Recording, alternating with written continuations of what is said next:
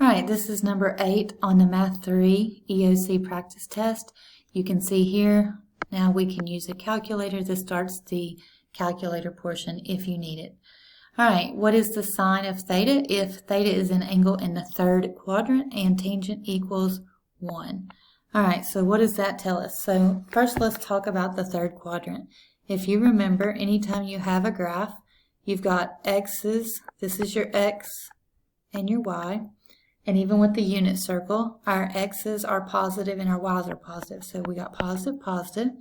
Here in quadrant 2, we've got negative x, positive y, so negative, positive. Here we go left and down, which is negative, negative. And here we go positive, negative. So if you remember, the quadrants start here and go quadrant 1, 2, 3, 4. So in quadrant 3, I know my cosine and my sine are both negative. All right, so let's start with what we know. What do we know?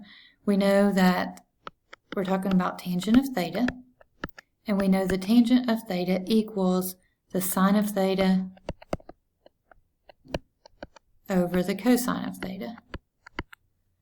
All right, and in the problem, it says that tangent of theta equals 1. So we're going to substitute a 1 in here. And we need something divided by itself to equal 1.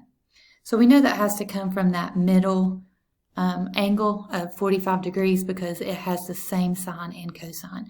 So that would be square root of 2 over 2, square root of 2 over 2. Anything divided by itself equals 1. Again, third quadrant means they're both negative. So what is the sine? The sine of theta is negative square root of 2 over 2.